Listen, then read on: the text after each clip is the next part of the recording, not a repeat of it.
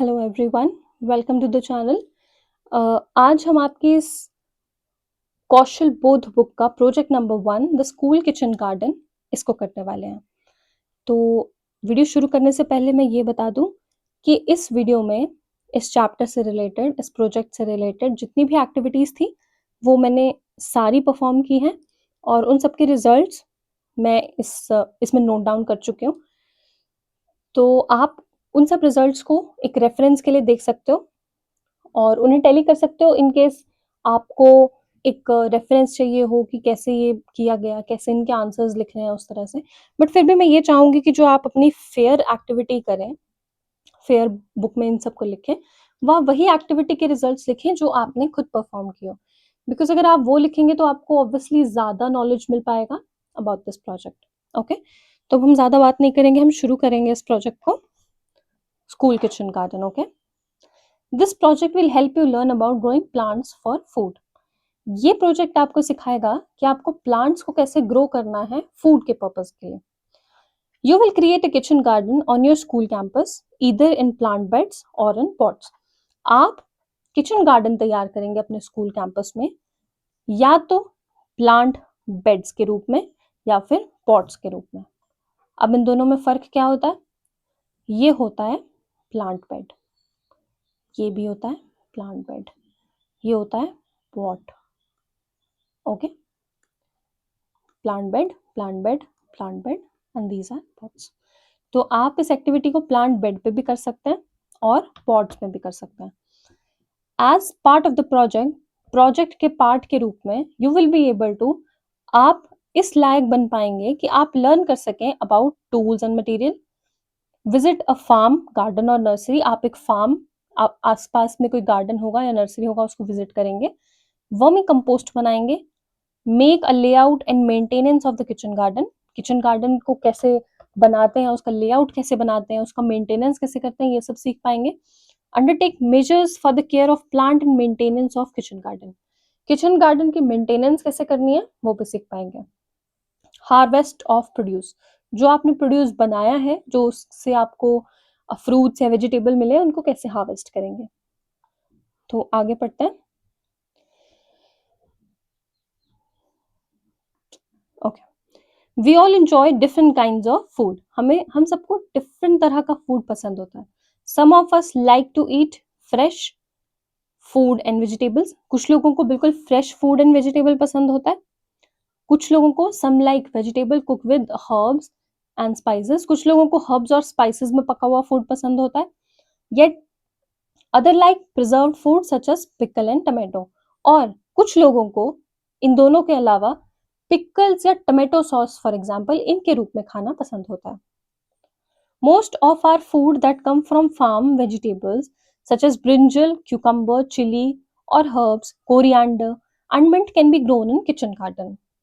Maximum of the food जो भी हम खाते हैं, जो भी हम यूज करते हैं, उसमें जैसे वेजिटेबल्स होती हैं, ब्रिंजल होता है, क्यूकम्बर होता है ना, चिली होता है, हर्ब्स होता है, कोरिएंडर होता है, मिंट होता है। इन सब चीज़ों को हम अपने लोकल किचन गार्डन में बहुत आसानी से बना सकते हैं। ठीक है, kitchen garden is also known as vegetable garden. Kitchen garden को ही हम वेजिटेबल गार्डन कहते हैं। It is a garden where fruits, vegetable and herbs are grown. ये एक ऐसा गार्डन होता है जहाँ पे फ्रूट्स, वेजिटेबल्स और हर्ब्स को उगाया जाता है। The produce or yield from the garden is usually sufficient to meet a family's need. जो भी प्रोड्यूस या yield पैदावार निकलती है गार्डन से, ये यूजुअली सफिशिएंट होता है एक फैमिली की नीड को पूरा करने के लिए। In this project you will learn about growing plants for food in your school. इस प्रोजेक्ट में आप सीखेंगे कि कैसे हम प्लांट्स को ग्रो करेंगे फॉर फूड, फूड के पर्पस के लिए अपने स्कूल में। You will create a kitchen garden in your school campus either in plant beds or in pots. आप प्लांट बेड्स पे भी बना सकते हैं अपना किचन गार्डन, और हो सके तो आप इन पॉट्स पे भी बना सकते हैं। आगे क्वेश्चन है, what will I be able to do. इस प्रोजेक्ट के एंड में, at the end of the project you will be able to, आप इस एबल बन पाएंगे कि आप आइडेंटिफाई कर पाए कॉमन गार्डनिंग टूल्स को, इक्विपमेंट्स को और मटेरियल्स को, एंड डिस्क्राइब देयर यूजेज, और उनके यूज को, किस तरह से वो यूज होते हैं उसको भी आप आइडेंटिफाई कर पाएंगे। Prepare soil on the soil grounds और in pots using gardening tools. आप सॉइल को प्रिपेयर करने में 2-3 चीजें आती है। मोस्ट इंपॉर्टेंट होता है जो वीड्स होती है, अनवांटेड प्लांट्स होते हैं, उसको रिमूव करना, और रॉक्स को रिमूव करना, either on the school ground or in pots, which can be in school ground or in pots using gardening tools. Plant seed or seedlings and help them grow through watering, use of manure and fertilization and fertilizers and taking care. Seeds को plant कर पाएंगे या seedlings को plant कर पाएंगे, and grow through watering, और उनकी growth watering करने से, मेन्योर डालने से, फर्टिलाइजर्स डालने से, और उनकी केयर रखने से कैसे हो सकती है उसको भी हम देख पाएंगे। Keep the plants in the kitchen garden safe with the help of fencing and organic pesticides. अब प्लांट्स की प्रोटेक्शन के लिए उनकी फेंसिंग कैसे कर सकते हैं और ऑर्गेनिक पेस्टिसाइड्स कैसे बना सकते हैं वो भी सीख पाएंगे। Harvest the produce in the kitchen garden और पॉट्स। हार्वेस्ट कर पाएंगे किचन गार्डन को, किचन गार्डन के प्रोड्यूस को या फिर पॉट्स के प्रोड्यूस को। इसके लिए व्हाट विल आई नीड, मुझे इस एक्टिविटी को परफॉर्म करने के लिए क्या क्या चाहिए होगा, मतलब ये सारी चीजें I will be able to do at the end of the project. और at the end of the project अगर मैं ये सब चीजें कर पा रही हूँ तो इन सब चीजों को कर पाने के लिए मुझे चाहिए क्या होगा, किस चीज की वजह से मैं इन सब चीजों को परफॉर्म कर पाऊंगी। तो व्हाट विल आई नीड में आता है, to carry out this project you will need various tools and material. Let us first try to learn about them. अब उनके बारे में हम समझते हैं कि क्या होता है। सबसे पहले होता है आपका गार्डन ट्रॉवल। इसको गार्डन ट्रॉवल पढ़ते हैं कई लोग गार्डन ट्रॉल पढ़ते हैं, तो दोनों चीज सही होती है बाय प्रोनाउंसिएशन। गार्डन ट्रॉवल ऐसा दिखता है, आपने मे बी आपने देखा होगा अपने आसपास, है ना। This is use for digging up soil, ये सॉइल को डिग करने के लिए यूज होता है, एंड प्लांटिंग सीडलिंग्स, और सीडलिंग्स को प्लांट करने के लिए।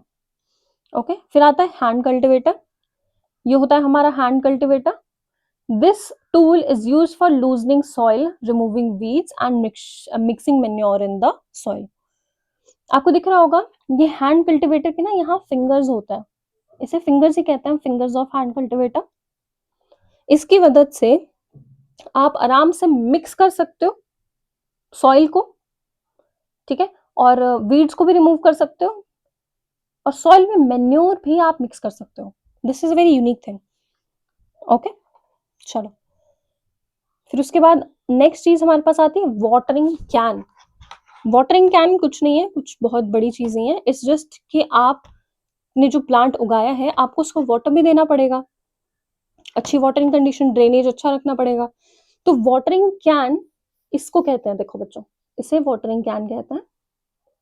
ओके और इस चीज को, ये जो आगे लगा हुआ ना, इसे रोज अटैचमेंट कहते हैं। यहाँ लिखा हुआ ना watering can with rose attachment, ये है वाटरिंग कैन और इसके आगे ये है रोज अटैचमेंट। और होस पाइप, ये होती है होस पाइप, ये नॉर्मली लोगों के घरों में होती है। मैं इसको एक बार इरेज कर देती हूँ क्योंकि मुझे ऐसा लगता है कि शायद ये आपको देखने में परेशानी हो सकती है। ओके ठीक है, तो होस पाइप भी हमने देख ली और हमने वाटरिंग का कैन भी देख लिया विद रोज अटैचमेंट।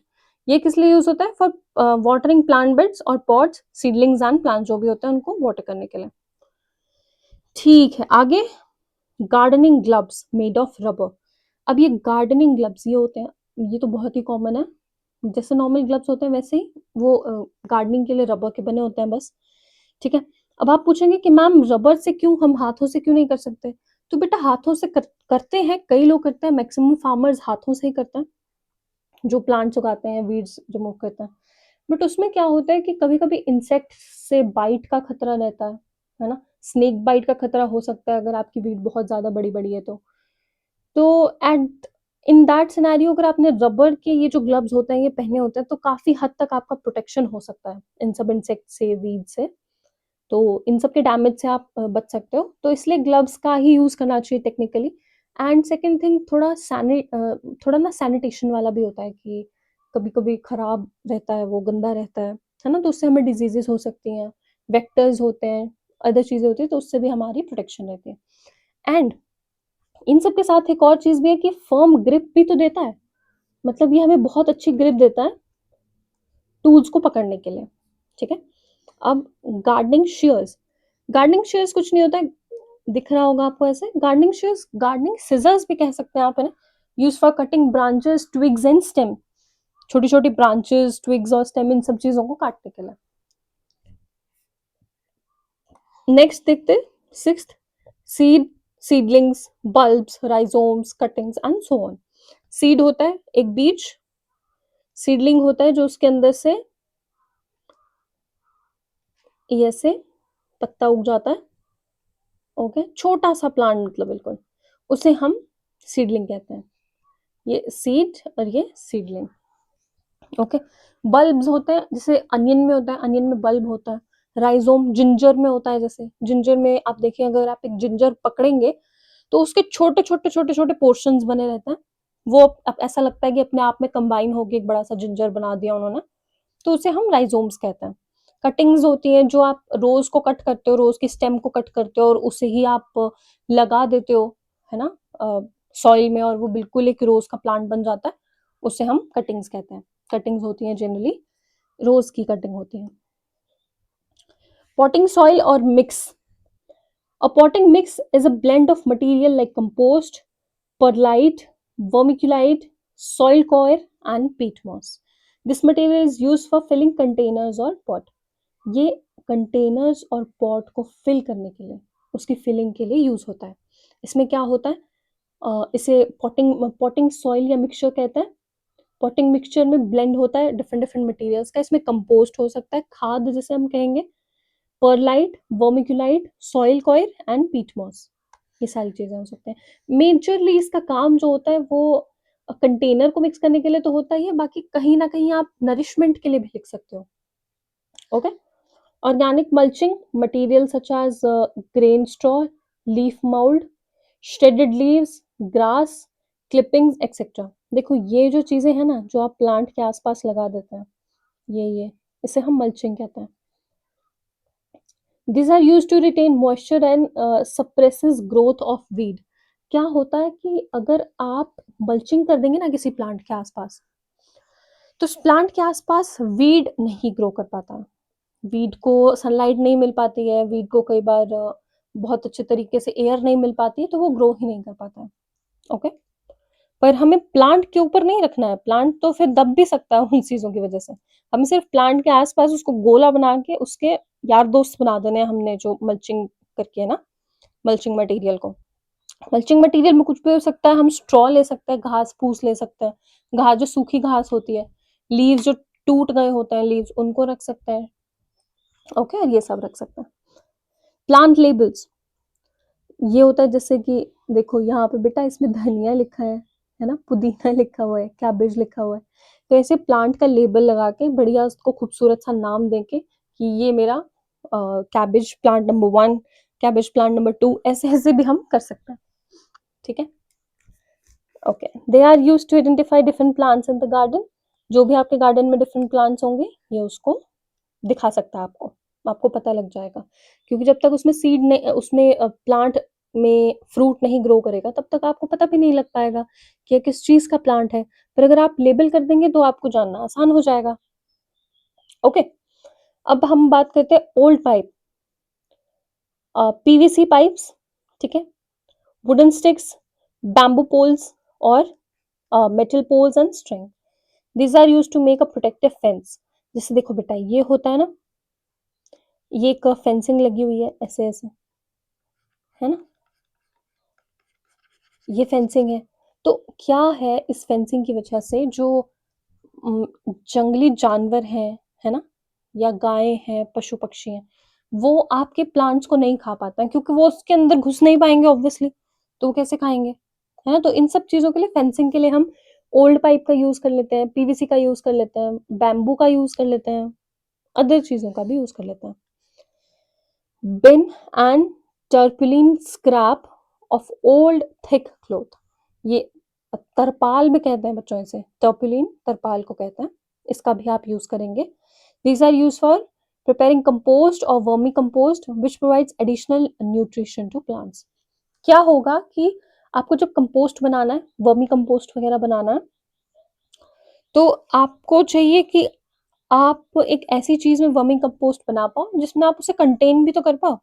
ऐसा ना हो कि वो कहीं कोई जानवर खा जाए, कोई कुछ कर जाए, है ना? कहीं रखा हो आपने, जैसे मान लें आपने आलू के छिलके रखे हैं या किसी सब्ज़ी के छिलके रखे हैं, तो आस-पास आती-जाती जानवर, कोई गाय, पशु-पक्षी कोई उसको खा गया फिर, तो उसको थोड़ा-सा प्रोटेक्शन रख के बिन में, ये जो बिन होता है, इसे बिन कहते हैं बेटा, ठीक है? और इसे इसे तरपाल कहते हैं, टर्पलिन, तो इसे तरपाल से हमें कवर करके रखना होता है और इसे बिन को इसमें हम डाल सकते हैं।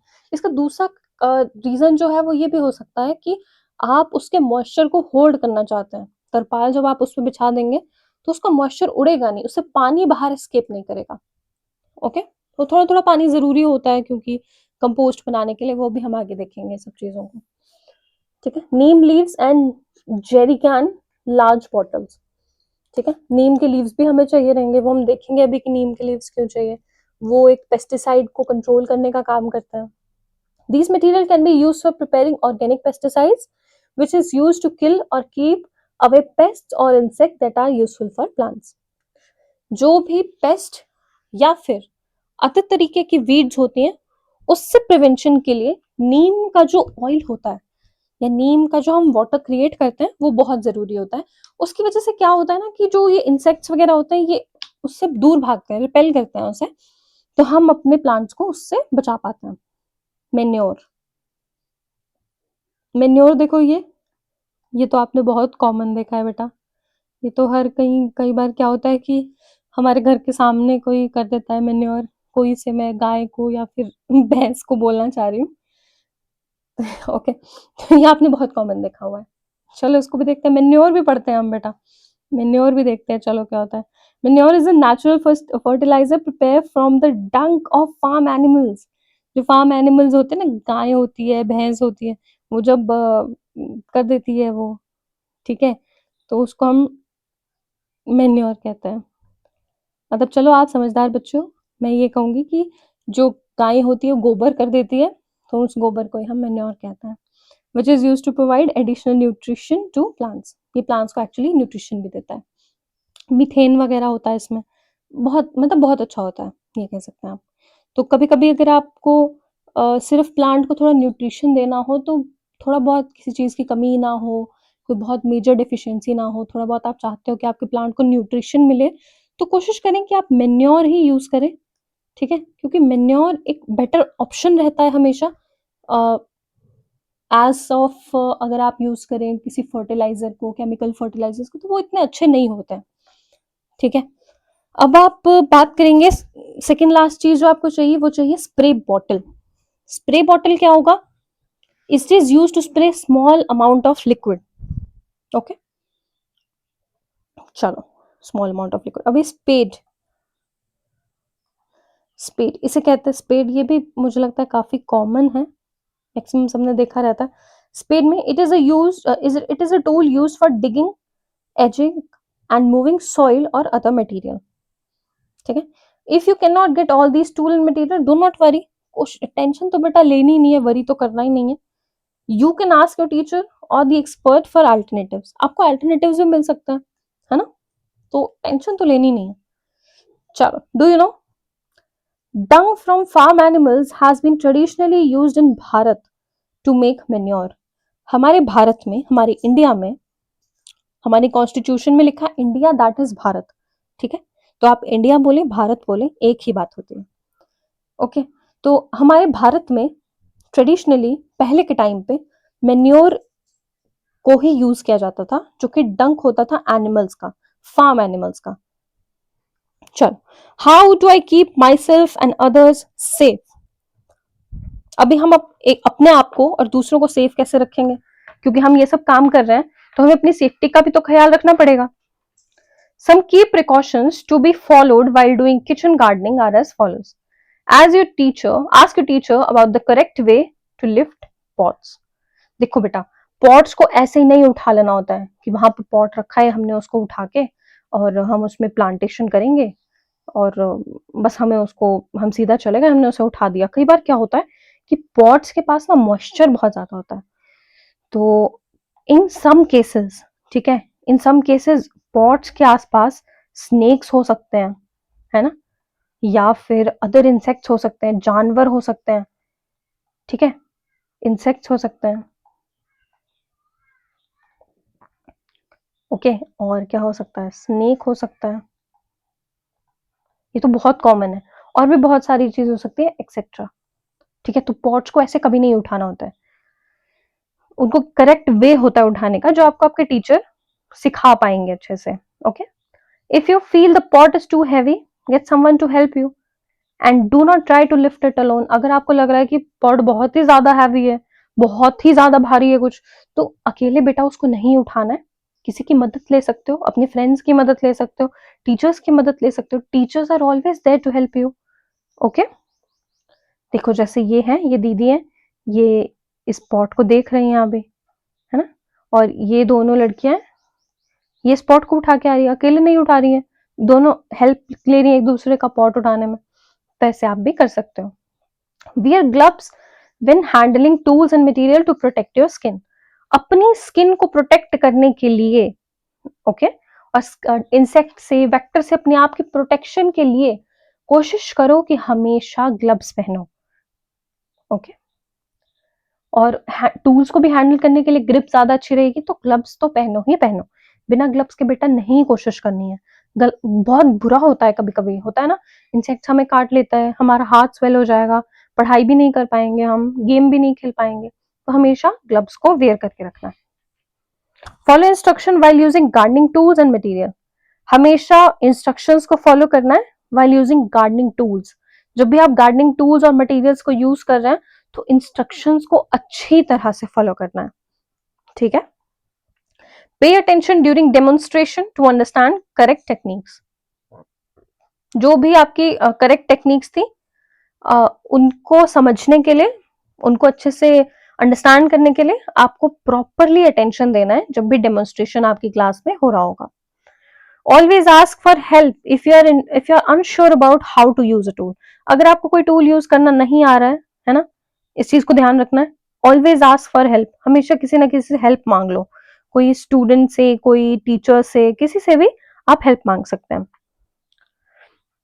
ठीक है। इसमें लिखा है stay safe while gardening, lift pot carefully, use tools correctly, use gloves and aprons and read the available instruction for safe use of tool and material. Safe रहना है गार्डनिंग करते टाइम, पॉट्स को केयरफुली उठाना है, use tools correctly, tools को अच्छे से use करना है, ग्लव्स का यूज करना है, एप्रन का यूज करना है।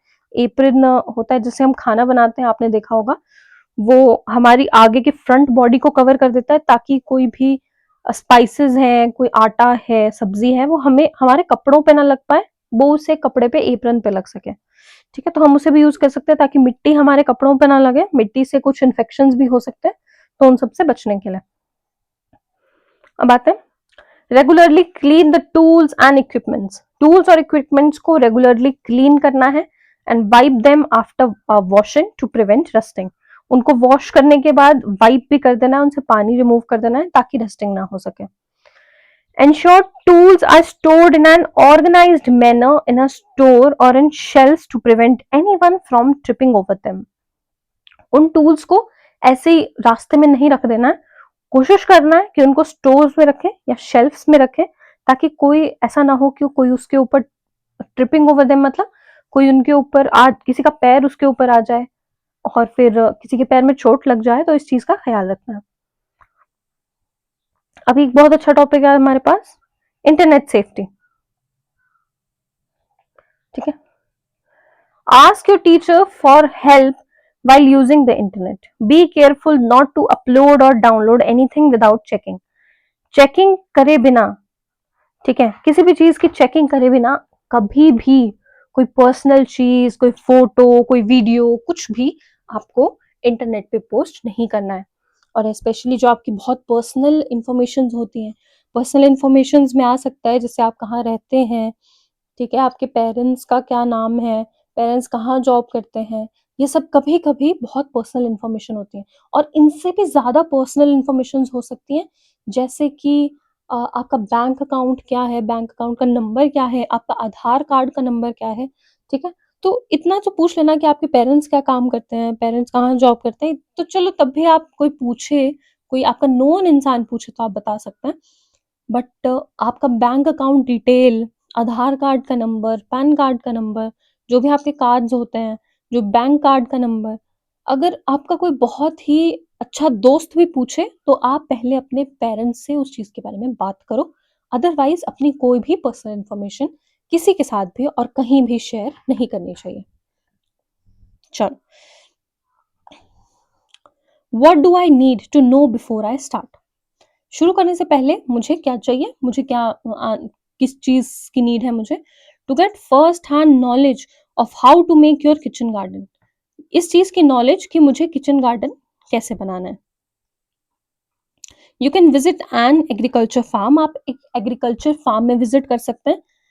If there are no farms near your school, you can visit a nursery, तब आप एक नर्सरी में जा सकते हैं अगर आपके आसपास कोई फार्म नहीं है। अ गार्डन और एन ऑर्किड, ठीक है, गार्डन वगैरह में भी आप देख सकते हैं। चलो, अब एक्टिविटी नंबर 1, एक्टिविटी नंबर 1 पे आता है। Visit to an agriculture farm, nursery, garden to interact with the farmer, nursery worker, gardener या फिर एक्सपर्ट। अब हमने क्या करना है, एक एग्रीकल्चर फार्म में, नर्सरी में, गार्डन में जाना है और इंटरैक्ट करना है उन फार्मर्स से या फिर उन नर्सरी के वर्कर से या फिर गार्डनर से या जो भी एक्सपर्ट वहां पे प्रेजेंट होता है उन सब से। चलो, it is important to prepare a list of questions before the visit. कभी कभी ना हम इंस्टेंस पे जब जाते हैं तो हमें वो क्वेश्चंस दिमाग में नहीं आते हैं कि हम क्या पूछें, क्या क्या नहीं पूछें, क्या जरूरी है पूछना। तो कभी कभी हमारे क्वेश्चंस रह जाते हैं, तो बेटर रहता है to prepare a list of questions before the visit. Visit से पहले ही आप एक सेट ऑफ क्वेश्चंस तैयार कर लें जो आपने पूछने हो। Some of them are given below. See if you can think of more. सोचो, अगर आप किसी और क्वेश्चन के बारे में भी सोच सकते हो तो।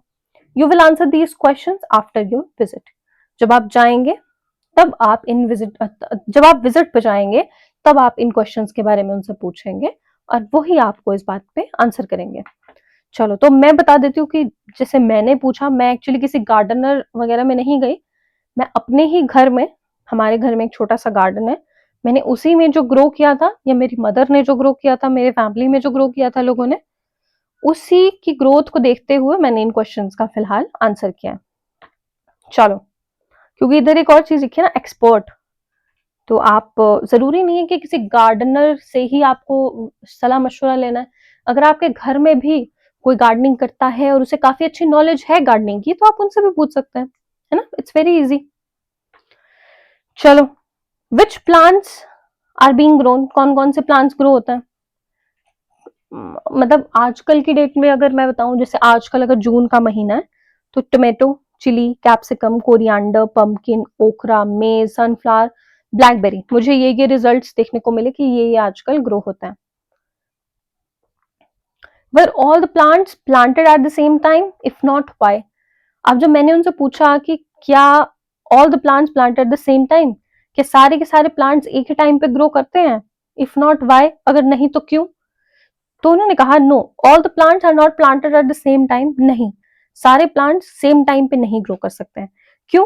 क्योंकि उनमें एक वेरिएशन होता है टेम्परेचर का, वाटर का, वेदर रिक्वायरमेंट्स का, and different types of plants जिस तरह के होते हैं, उन तरह के अलग अलग प्लांट्स के अलग अलग रिक्वायरमेंट्स होते हैं।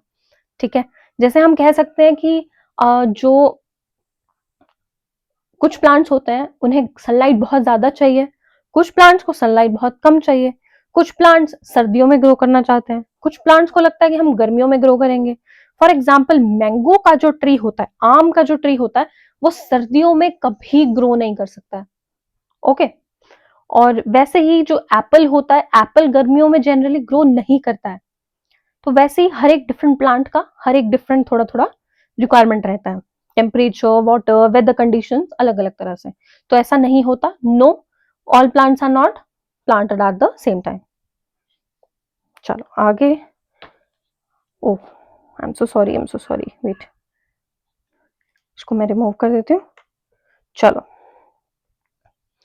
आगे हम देखेंगे कि ऑल, चलो कोई बात नहीं, can all the plants B grown in kitchen garden? If yes तो यस लिखना है, इफ नो देन नो लिखना है। तो जब मैंने बात करी, तो मैंने अपने एक्सपर्ट से बात करी, तो उन्होंने कहा कि no, all plants can not be grown in the kitchen garden same time पे। और किचन गार्डन में वैसे भी यूजुअली सारे प्लांट्स या फिर हर तरह के वेजिटेबल्स, फ्रूट्स हम सब ग्रो नहीं कर पाते हैं। क्यों? क्योंकि क्या होता है कि कुछ प्लांट्स होते हैं, उनके रूट्स बहुत डीप जाते हैं। ठीक है, यूजुअली तो जो हमें डेली लाइफ में चाहिए, फ्रूट्स चाहिए, वेजिटेबल चाहिए, वो तो हम प्लांट्स ग्रो कर ही लेते हैं किचन गार्डन में, यूजुअली सारे ही कर लेते हैं।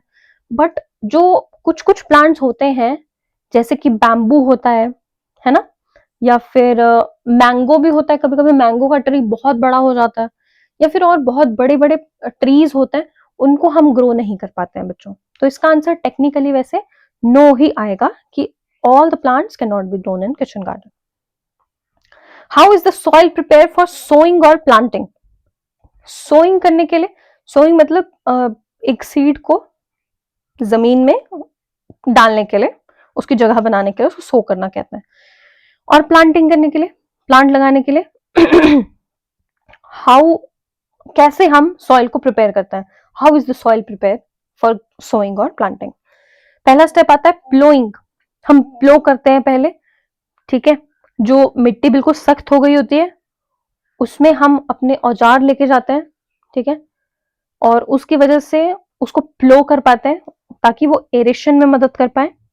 फिर उसके बाद हम उसकी लेवलिंग करते हैं, ठीक है।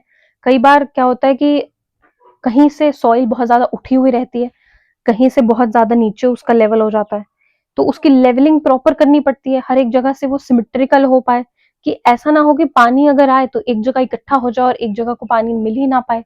ऐसी सब चीजों के लिए भी हमें लेवलिंग करनी पड़ती है। मेन्योर ऐड करना पड़ता है, ठीक है, मेन्योर मैंने बताया था, काउ डंग, है ना। रिमूव वीड्स, वीड्स होती हैं, अनवांटेड प्लांट्स होते हैं, रिमूव करने पड़ते हैं। ड्रेनेज को इंप्रूव करना पड़ता है, पानी जो होता है, पानी को इंप्रूव करना पड़ता है, पानी की जो क्वालिटी उसमें मिल रही है उसको इंप्रूव करना पड़ता है। How are the plants provided nutrients in addition to what they get from the soil? अब क्वेश्चन है कि न्यूट्रिएंट्स मिलते हैं प्लांट को सॉइल से, सॉइल के अलावा न्यूट्रिएंट्स को पाने के लिए प्लांट को क्या करना पड़ता है? प्लांट कैसे उन न्यूट्रिएंट्स को लेगा जो सॉइल में प्रेजेंट ही नहीं है? तो in addition to what we get from the soil, soil के अलावा जब हमें न्यूट्रिएंट्स लेने होते हैं, है ना, तो हम ऐड कर सकते हैं मेन्योर को, फर्टिलाइजर को, बायो फर्टिलाइजर्स को, such as rhizobium for betterment of soil. Rhizobium जो है वो एक बायो फर्टिलाइजर होता है, ठीक है, ये एक ऑर्गेनिज्म होता है, लिविंग, जीवित ऑर्गेनिज्म आप इसे कह सकते हैं। तो ये एक बायो फर्टिलाइजर के रूप में काम करता है और हमारी सॉइल की बेटरमेंट के लिए हमारी मदद करता है। How can plants be protected from any kind of harm from animals and paste? Animals और पेस्ट से प्रोटेक्शन के लिए हम अपने प्लांट्स को कैसे प्रोटेक्ट कर सकते हैं, हमें वो देखना है। Plants can be protected by, इन चीजों से, इन स्टेप से हम अपने प्लांट्स को प्रोटेक्ट कर सकते हैं। सबसे पहले आएगा फेंसिंग। फेंसिंग में क्या होता है कि आपने एक बेड लिया, प्लांटेशन बेड लिया, या फिर आपने पॉट्स लिए, उनका कलेक्शन लिया। आप ये चाहते हैं कि हो सकता है कि कभी कभी एक एनिमल आ जाए, गाय आ जाए, है ना, या फिर बफेलोज आ जाए, वो आपके प्लांट को नुकसान ना पहुंचाएं, इसलिए आप चाहते हैं कि आप एक लंबी सी फेंसिंग कर दें ताकि वो एनिमल्स उसके अंदर एंटर ही नहीं कर पाएंगे, तो आपका प्लांट बच जाएगा, ठीक है। और उसके अलावा ट्री गार्ड्स, हम आसपास में ट्रीज भी उगा सकते हैं ताकि छोटे छोटे जो प्लांट्स हैं वो विंड के इरोजन की वजह से या सॉइल के इरोजन की वजह से बच पाए। स्केयर क्रोज, आपने देखा होगा कि जो बड़े बड़े खेत होते हैं, है ना, उनमें एक स्ट्रक्चर जैसा बना होता है, एक आदमी के जैसा, उसको कपड़े पहनाए होते हैं, उसका शक्ल प्रॉपर बनाया होता है। उससे क्या होता है कि यूजुअली क्रोज और जो बर्ड्स होते हैं वो डर जाते हैं उसको देख के, उन्हें लगता है कि कोई ह्यूमन वहां पे खड़ा है, तो वो उन प्लांट्स को खाने के लिए या उनको खराब करने के लिए वहां पे नहीं आते। फिर उसके अलावा हम यूज कर सकते हैं पेस्टिसाइड्स, ठीक है, जितने भी पेस्टिसाइड्स हैं जो कि पेस्ट को किल करते हैं, पेस्टिसाइड, ठीक है, पेस्ट को किल करने वाला पेस्टिसाइड, वो हम ऐड कर सकते हैं। नीम, नेचुरल रिपेलेंट, नीम एक नेचुरल रिपेलेंट होता है बच्चों, नेचुरली ही वो आपके जितने भी वीड्स हैं, वीड्स नहीं कह सकते, इंसेक्ट्स हैं और वो सब बग्स हैं, उन सबको वहां से रिमूव कर देता है एज अ नेचुरल पेस्टिसाइड। चलो, what were the two most interesting thing you learn during your visit? आपने अपनी विजिट के दौरान सबसे अच्छी दो चीजें क्या सीखी? मैंने यहाँ लिखा है love for nature, importance of patience, how plants grow, what all what all do plants need for its growth. हमने पेशेंस सीखा कि हमें प्लांट्स की ग्रोथ के लिए पेशेंस रखना पड़ता है। लव के लिए हमने नेचर के लिए हमने लव कैसे डेवलप किया वो सीखा। प्लांट्स कैसे ग्रो करते हैं उसके बारे में जाना। ऑल प्लांट्स, सारे प्लांट्स को अपनी ग्रोथ के लिए, फॉर इट्स ग्रोथ क्या क्या चाहिए रहता है वो सब सीखा। तो ये हमने खत्म कर दिया। Discuss your observation with your piers and teacher and right about what you learn about growing plants after your visit. अपने विजिट के बाद आपने जो जो सीखा वो ऑब्जर्वेशन अपने पियर्स से, अपने दोस्तों से, क्लासमेट से डिस्कस करो और अपने टीचर से भी डिस्कस करो। ठीक है। Science of agriculture and plant life was given a lot of importance in ancient Bharat as the main work was farming and the rearing of animals. ठीक है। एग्रीकल्चर का साइंस जो है एंड प्लांट लाइफ, उसको बहुत ज्यादा इंपॉर्टेंस दिया जाता था पुराने जमाने में, क्योंकि जो मेन वर्क होता था ना वो फार्मिंग ही होता था उस टाइम के लोगों का। मतलब वो फार्मिंग करके ही अपना पेट पाल पाते थे। और रियरिंग ऑफ एनिमल, एनिमल्स को रियर करके, जैसे कि एनिमल भेड़ बकरी चराते थे वो, है ना, उसे मीट भी मिलता था उन्हें। और अगर वो गायें पालते थे तो उससे दूध मिलता था। ठीक है। तो इस एक प्रोफेशन को बहुत ज्यादा इंपॉर्टेंस दिया जाता था हमारे एंशियंट टाइम में। तो it was considered as a very great vocation, आप उस टाइम कह सकते हैं। ठीक है। The distilled wisdom and experience related to plant health, growth and treatment of disease was documented in a treatise called Vriksha Ayurveda. ठीक है। मैं आपको अगली एक फोटो दिखाती हूँ वृक्ष आयुर्वेदा की, है ना। देखो बच्चों, ये है वृक्ष आयुर्वेदा। ये देखो, ये उसका एक पेज है, आप कह सकते हैं। इसमें ना आयुर्वेदा बताया गया है। आयुर्वेदा मतलब एक स्टडी करी गई है कि वृक्ष हमारे लिए कितने जरूरी होते हैं, हमारी हेल्थ के लिए और हमारे साइकोलॉजी के लिए, हमारी सोच के लिए। बहुत डिफरेंट डिफरेंट चीजों का इसमें वर्णन किया गया है। चलो जी। There were two text by the same name of Vriksha Ayurveda, one written by Salihotra approximately 400 BCE and the second one by Surapala in 1000 CE। पहले तो एक BCE में सलीहोत्रा, BCE बेटा ये BCE वो नहीं है जो आप लोग बोलते हैं, वो वाला BCE नहीं है, बिफोर क्राइस्ट वाला BCE है ये। ठीक है। सेकंड वन है सुरपाला 1000 CE वाला। चलो, the only existing copy of a palm leaf manuscript of Surpala's Vrikshayurveda is preserved at Oxford University। देखो बेटा, ये इतना इंपॉर्टेंट है ना, ये जो वृक्ष आयुर्वेदा है सुरपाला के द्वारा जो लिखा गया, वो इतना ब्रिलियंट एक वर्क है उनका कि उसे जो एक एग्जिस्टिंग एक सिर्फ पाम लीफ की मैन्युस्क्रिप्ट की कॉपी मिली है ना, उसे हमने ऑक्सफोर्ड यूनिवर्सिटी में प्रिजर्व करके रखा है, ताकि ऑक्सफोर्ड यूनिवर्सिटी में बहुत बड़े बड़े स्कॉलर्स उस पर स्टडी कर सकें, है ना, और उसका एक बहुत अच्छा निष्कर्ष निकाल पाए हमारी आगे की ट्रीज की डेवलपमेंट के लिए। ठीक है। The text deals with the cultivation of many species of plant, water management, soil conservation, fertilizers, various disease affecting plants and their treatment। इधर क्या है इस टेक्स्ट में? Cultivation of many species of plant, plant के बहुत सारे species को cultivate करना, कैसे कल्टिवेट करेंगे, प्लांट को कैसे मैनेज करेंगे, वाटर को कैसे मैनेज करेंगे, सॉइल को कैसे बचाएंगे, फर्टिलाइजर्स कैसे ऐड करेंगे, वेरियस डिजीजेस जो प्लांट को हो जाते हैं और उनकी ट्रीटमेंट कैसे होती है उसको समझेंगे। ओके, ये सारी चीजें इसमें इंक्लूडेड हैं। इन द वृक्षा Ayurveda, Surpala encouraged the planting of secured trees like बिल्वा। बिल्वा को बेल बोलते हैं हम लोग, बेल को एक्चुअली में बेल का पुराना नाम हम कह सकते हैं बिल्वा होता है। ठीक है। बेल का एक पौधा होता है। Bel is very tasty actually, आप लोगों को खाना भी चाहिए। ठीक है। ओके, फिर उसके बाद न्याय गरोधा, जिसको हम बनियन ट्री बोलते हैं। ठीक है। अश्वत्था, फिग, और उसके बाद नीम। इन सब चीजों को, these are very difficult name actually. Bilva, nyagrodha, अश्वत्था and नीम। नीम तो बहुत इजी नाम है। ठीक है। इन सब चीजों को, which is stone apple, banyan tree, fig and neem. इन सब चीजों के बारे में बहुत ज्यादा एनकरेज किया गया, इन सब चीजों की ग्रोथ के लिए, इन सब प्लांट्स को उगाने के लिए वृक्ष आयुर्वेदा में। The text says that planting trees is one of the means to attain the goals of human life. Human life का एक बहुत बड़ा गोल है प्लांट्स को ग्रो करना। ओके, तो इसमें यह भी बताया गया कि प्लांटिंग ट्रीज को हमारी लाइफ का एक बहुत ही बड़ा गोल माना गया है। ठीक है। चलो, climate change, soil erosion, increasing health concern have led to renewed interest in the traditional knowledge contained in the text like Vriksha Ayurveda.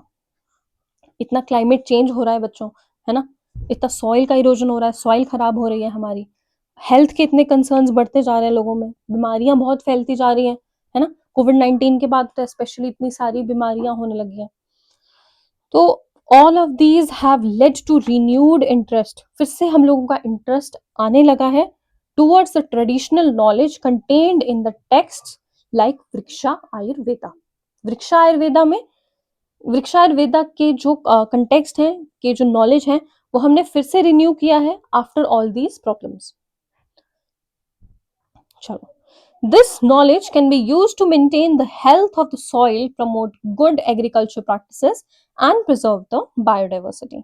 क्या हो सकता है इस नॉलेज की हेल्प से हम मेंटेन कर सकते हैं सॉइल की हेल्थ को, गुड एग्रीकल्चर प्रैक्टिसेस को प्रमोट कर सकते हैं एंड प्रिजर्व कर सकते हैं अपनी बायोडाइवर्सिटी को। ठीक है। ये था आपका वृक्ष आयुर्वेदा जिसके बारे में मैंने बताया। और ये देखो उसके कुछ ना टेक्स्ट गिवन है कि उसमें लिखा क्या हुआ है। मैं एक मिनट ना आपको इसको थोड़ा जूम इन करके बता देती हूँ। हाँ, थोड़ा सा बेटा, एक मिनट। देखो ये देखने में थोड़ा मुश्किल हो सकता है आपको, ये देखो ये सारा इसमें लिखा। हमारे लिए इसको समझना ना थोड़ा बेटा मुश्किल हो जाता है, बिकॉज हमने इतना मतलब संस्कृत या ये लैंग्वेज नहीं पढ़ा होता है ना। बट देखो ये इतना सारा इसमें लिखा है, ये सारा नॉलेज है बच्चों। वी डोंट नो कि ये क्या है, क्या लैंग्वेज है और किस तरह से इसको बनाया गया होगा। ऑल वी नो इज कि इसको बहुत ही एजुकेटेड लर्नड लोगों ने बनाया है ताकि हम प्लांट्स को प्रिजर्व कर पाएँ और हमें भी आगे उसी चीज़ को हेल्प करना है और उसी चीज़ के लिए आगे काम करना है। यही हमारे प्रोजेक्ट का मेन मोटिव है। ओके, तो चलो अभी ये एक बड़ा ब्यूटीफुल सा स्टेप्स फॉर ग्रोइंग प्लांट्स था, इसको भी हम समझते हैं। सबसे पहले आ गया arranging tool, equipments and materials, पहला स्टेप। ठीक है, पहले स्टेप के बाद फिर आ गया, इसको थोड़ा सा माइनस करते हैं, फिर आके वर्मी कंपोस्ट, इन्होंने अब वर्मी कंपोस्ट तैयार किया, ये देखो यहाँ पे। फिर उसके बाद आपका था थर्ड प्रोसेस। थर्ड प्रोसेस में लैंड प्रिपरेशन, एडिंग मेन्योर, ये लैंड को प्रिपेयर कर रहे हैं, मेन्योर भी डाल रहे हैं साथ में, है ना। फिर उसके बाद वीडिंग, ये वीडिंग कर रहे हैं यहाँ पे, ये देखो। फिर उसके बाद ये इसके बाद ये आता है फोर्थ के बाद fifth step, setting up a fence. Fence मैंने बताया था आपको, फेंस एनिमल्स वगैरह की प्रोटेक्शन के लिए। ये देखो ये फेंस तैयार कर रहे हैं ताकि कोई प्लांट एनिमल आके यहाँ से आके, मान लो हमारी कोई गोट आ गई, सुंदर सी गोट बना देते हैं आप। ये देखो ये गोट आई, इसने बोला कि मुझे भूख लगी है, मेरे को अपने सारे प्लांट्स दे दो, तो हमने इसको कह दिया no, no plants, you will not get no food, no food for you. ठीक है बच्चों, हमने इसे कह दिया और हमने इसे भगा दिया, फिर तुम जाओ यहाँ से, गंदी हो तुम। चलो, फिर सिक्स से टेकिंग केयर ऑफ प्लांट्स, फिर उसके बाद हम प्लांट्स की टेक केयर भी तो करेंगे। देखो यहाँ पे ये जो है ये इसे पानी दे रही हैं, और ये मैन्योर डाल रहे हैं शायद, ये है ना, ये वाला जो है हाथों से डाल रहे हैं बेटा, ये तो बहुत गंदे हैं, ये तो गंदे बच्चे बन गए। आपको नहीं बनना, आपको ग्लव्स का यूज करना है। ओके, फिर उसके बाद लास्ट प्रोसेस, आय हाय लास्ट प्रोसेस आया, ये देखो कैरेट बना है, पंपकिन बना है, ये देखो, ये नहीं है, ये यहाँ तक ही है बस, ठीक है, इतना ही है आपका। चलो, ये था हमने जो पढ़ा ग्रोइंग प्लांट्स है ना, किचन गार्डन। चलो आगे देखते हैं। As you can see in picture 1.5, a kitchen garden needs careful nurturing of plants to help them grow. Let us now conduct the activities that will guide you on how to develop a kitchen garden and at the same time learn how to grow healthy plants. Figure 1.5 में आपने देखा kitchen garden को कैसे carefully nutrition की, nurturing की जरूरत होती है उनकी ग्रोथ के लिए, ताकि उनसे हम फ्रूट्स को ले पाए। और अब हम देखेंगे now let us conduct the activities. अब हम एक्टिविटीज करेंगे that will guide you on how to develop a kitchen garden and at the same time learn how to grow healthy plants. Healthy plants को कैसे grow करें और हम अपने kitchen garden को कैसे डेवलप करें। एक्टिविटी 2, चलो एक्टिविटी 2 करते हैं। Planning your school kitchen garden. अपने स्कूल किचन गार्डन को प्लान करना है। The first step is to measure the land area and decide the various components of the kitchen garden. Some important decisions need to be taken.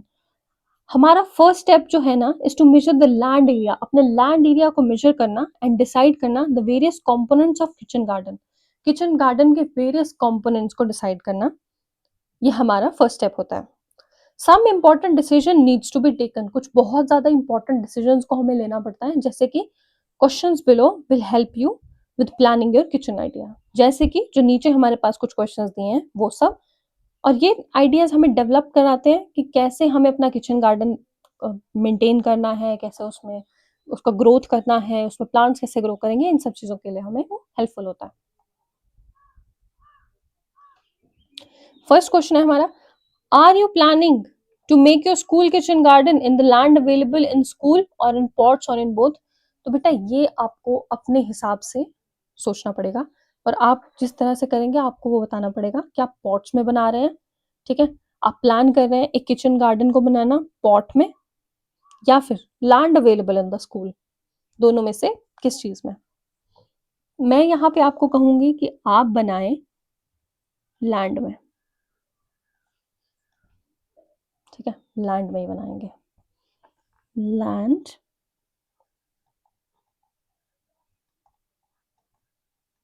Available, ठीक है। How are you going to calculate the area of your kitchen garden. अब आप area of the kitchen garden कैसे लेंगे, मान लो इतना सा आपके पास एरिया है, ठीक है, ये लेंथ होता है, ये ब्रेथ होता है, इतना तो आपको पता होगा। तो एरिया हमें निकालना है, तो हम कैसे निकालेंगे, 2 into L plus B, this is the area of your kitchen garden. मान लो इसकी लेंथ आपने ली थी, मान लो फॉर एग्जांपल 10, और ब्रेथ आपने ली थी मीटर कर देते हैं चलो, और ब्रेथ आपने ली थी 15 मीटर। तो ऐसे करके आप इसका एरिया निकालेंगे। ये आपके पास 25 हो जाएगा, 25 इंटू 2 इक्वल्स टू 50, 50 हमारा सेंटीमीटर लिख दिया मैंने, 50 हमारा एरिया हो सकता है, या कुछ भी जो हम लेंगे, ठीक है, मैंने आपको एक एग्जांपल लेके बता दिया। देखो यहाँ पे ये laying out the kitchen garden, kitchen garden को ये लो लेआउट करें ऐसे। देखो ये एरिया ऐसे भी बना सकते हैं आप, कोई लकड़ी लेकर के, है ना, ये भी बहुत अच्छा तरीका है बच्चों। चलो, while selecting the location of your kitchen garden, अपनी किचन गार्डन की लोकेशन को सिलेक्ट करते time you must consider factor. आपको फैक्टर्स को कंसीडर करना पड़ेगा, like exposure of plant to sunlight, sunlight का एक्सपोजर उन प्लांट्स के लिए, ड्रेनेज पानी, एंड स्पेसिंग रिक्वायरमेंट, जो स्पेस आपको प्लांट्स के बीच में देना है उनकी requirement, and so that you are able to reach all the plants while watering.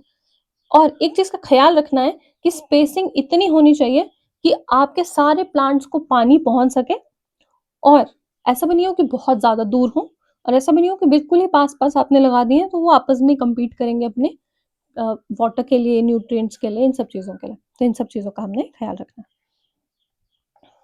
चलो, थर्ड क्वेश्चन था, what factor did you consider when selecting a location for a garden?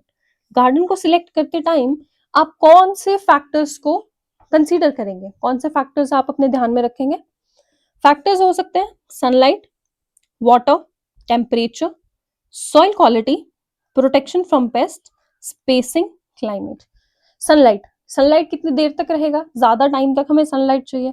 Long day plant, जिनको बहुत ज्यादा sunlight चाहिए होती है वो plants हैं, जिनको कम सनलाइट चाहिए होती है वो प्लांट्स हैं। वाटर कितना चाहिए?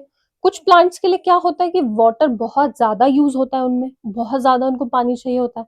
कुछ प्लांट्स ऐसे होते हैं जिनको बहुत ज्यादा पानी नहीं चाहिए, थोड़ा कम चाहिए। टेम्परेचर, टेम्परेचर का ख्याल रखना पड़ेगा। अब हम बेटा ऐसा नहीं कर सकते कि हम गर्मियों में सर्दियों के प्लांट्स लगा दें या सर्दियों में हम गर्मियों के प्लांट्स लगा दें, प्रॉब्लम हो जाएगा। सॉइल का क्वालिटी, सॉइल किस क्वालिटी का है? सॉइल मतलब एलुवियल सॉइल है, एलुवियल मतलब बहुत अच्छी, जो प्लांट्स के ग्रोथ के लिए हेल्पफुल होती है वो सॉइल है, या फिर अच्छी सॉइल नहीं है, रेड सॉइल है। रेड सॉइल खराब सॉइल होती है कल्टीवेशन के लिए, है ना, यूजुअली कल्टीवेशन के लिए। या फिर प्रोटेक्शन फ्रॉम पेस्ट, पेस्ट का ध्यान रखना पड़ेगा, पेस्ट ना हो आसपास। स्पेसिंग अच्छी देनी पड़ेगी, क्लाइमेट का ख्याल रखना पड़ेगा। ठीक है। Plant need nutrients to grow, growth के लिए प्लांट को चाहिए होते हैं nutrients. Nutrients refer to specific elements such as nitrogen, phosphorus and potash. Nutrients क्या होते हैं? नाइट्रोजन हो सकता है, फास्फोरस हो सकता है और पोटाश हो सकता है। That plants absorb from the soil, जो कि प्लांट एब्जॉर्ब करते हैं सॉइल से, और growth medium for the growth and development, या फिर ग्रोथ मीडियम से, growth medium for the growth and development, growth medium से भी वो एब्जॉर्ब कर सकते हैं अपनी ग्रोथ और डेवलपमेंट के लिए। अब आप पूछेंगे ग्रोथ मीडियम क्या होता है? कभी कभी क्या होता है, हम अपने घरों में मनी प्लांट लगाते हैं। मनी प्लांट हम यूजुअली एक सॉइल में नहीं लगाते, सॉइल नहीं लेते हम उसको मनी प्लांट को ग्रो करने के लिए।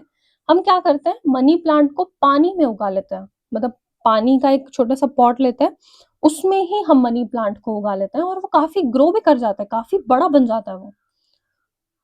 ओके, तो उससे हम ग्रोथ मीडियम कहेंगे। वहां पर जो पानी है जिसकी वजह से वो प्लांट ग्रो कर पा रहा है, उसे हम ग्रोथ का मीडियम, ग्रोथ मीडियम कहेंगे। ठीक है। आगे आता है organic fertilizer such as manure, compost, vermicompost and green manure and inorganic fertilizers. कुछ ऑर्गेनिक फर्टिलाइजर्स की हमें जरूरत होगी, मेन्योर की जरूरत होगी, है ना, गोबर जिसे हम कहेंगे, कंपोस्ट की जरूरत होगी, compost, vermicompost, green manure, inorganic fertilizers, ये सारे अभी हम ना आगे इस चैप्टर में पढ़ने वाले हैं। जस्ट अभी नेक्स्ट ही एक्टिविटी में आपका ये पढ़ने वाला है, तो भी मैं आपको एक्सप्लेन नहीं करूंगी, जब हम एक्टिविटी करेंगे तब आपको ज्यादा बेटर से एक्सप्लेन हो जाएगा। ओके। और उसमें such as urea and superphosphate, वो भी अप्लाई किया जाता है to the plants for supplying nutrients, nutrients की सप्लाई के लिए ये सब यूरिया और सुपर फॉस्फेट भी हम यूज करते हैं। चलो जी, you can consider planting herbs और leafy vegetables that grow quickly. आप हर्ब्स यूज कर सकते हैं, हर्ब्स को प्लांट कर सकते हैं, या लीफी वेजिटेबल्स को, जो लीफ वाले वेजिटेबल्स होते हैं उनको ग्रो कर सकते हैं। क्यों? क्योंकि वो बहुत ज्यादा फास्ट ग्रोथ करती हैं, आपको एकदम से उनकी ग्रोथ दिखनी शुरू हो जाएगी। मतलब कुछ जैसे आप मान लें मैंगो का कोई ट्री लगाएंगे, तो क्या होता है कि मैंगो का ट्री आपको साल लगेगा उसे देखने में, हो सकता है तब तक आप स्कूल से पास आउट हो जाए, आपकी +2 हो जाए, आप चले जाए, तब जाके उसमें फ्रूट्स लगे, ऐसा हो सकता है। बट नॉर्मल केसेस में क्या होता है, अगर आप लीफी वेजिटेबल्स लगाएंगे, चिली लगाएंगे, है ना, तो ये बहुत जल्दी ग्रो कर जाती है और इनका आपको जो प्रोड्यूस होता है उसका हार्वेस्ट आप बहुत जल्दी कर सकते हैं। Okay, for example you can grow herbs like coriander, coriander लगा सकते हैं हम, धनिया, मिंट, पुदीना, spinach, leafy vegetables, so that you can use the produce from your garden soon, जिससे कि आप अपना जो प्रोड्यूस होगा गार्डन का उसको बहुत जल्दी यूज कर पाए। These herbs and leafy vegetables are also very good for health as they are good source of vitamins and minerals. ये जो herbs और vegetables होती हैं, they are very good for health. ये हमारी हेल्थ के लिए बहुत ही ज़्यादा अच्छी होती हैं और हमें बहुत सारे विटामिन्स और मिनरल्स इनकी वजह से मिल पाते हैं। So now select the plants for your kitchen garden and get the seed or seedlings for sowing or planting. Sowing और प्लांटिंग के लिए अब आपको प्लांट सिलेक्ट करना है, किचन गार्डन सिलेक्ट करना है, किधर आपने ग्रो करना है, फिर किचन गार्डन के लिए प्लांट सिलेक्ट करना है कि आपको कौन सा प्लांट लगाना है, और सीडलिंग और सीडलिंग और सीड्स को फिर आपने सो करना है या फिर उसका प्लांटेशन करना है। चलो, अब आपके पास एक्टिविटी नंबर 3 आती है, मेकिंग वर्मी कंपोस्ट। अब ये जो आपका एक्टिविटी नंबर 3 है, मे बी ये लेक्चर बहुत लंबा हो गया हमारा, तो हम आपकी मेकिंग वर्मी कंपोस्ट को और उसके बाद ये भी सारा मैं आपको नेक्स्ट वीडियो में पढ़ाने वाली हूँ। वर्मी कंपोस्ट, फिर उसके बाद kitchen garden for plantation, sowing seeds, और उसके बाद अभी सारा बाकी का ये हम नेक्स्ट वीडियो में कवर करेंगे। अभी तक के लिए आपको लेक्चर कितना समझ में आया, कितना अंडरस्टैंडिंग लेवल बैठा दिमाग में, कितनी चीज़ें बिल्कुल अच्छे से समझ आ चुकी हैं, वो आप मुझे कमेंट सेक्शन में बताएंगे। और नेक्स्ट वीडियो ज़रूर देखना जिसमें कि आपका ये हम वर्मी कंपोस्ट, चूँकि आपका बहुत इंपॉर्टेंट टॉपिक है, इसको हम कवर करने वाले हैं। तो till then take care and next lecture ज़रूर देखना जिसमें कि हम आपका ये वाला टॉपिक भी बिल्कुल अच्छे से कवर कर देंगे। So do subscribe to the channel और नेक्स्ट वीडियो के लिए चैनल से बने रहना और ज़रूर देखना। Okay, till then take care, good bye.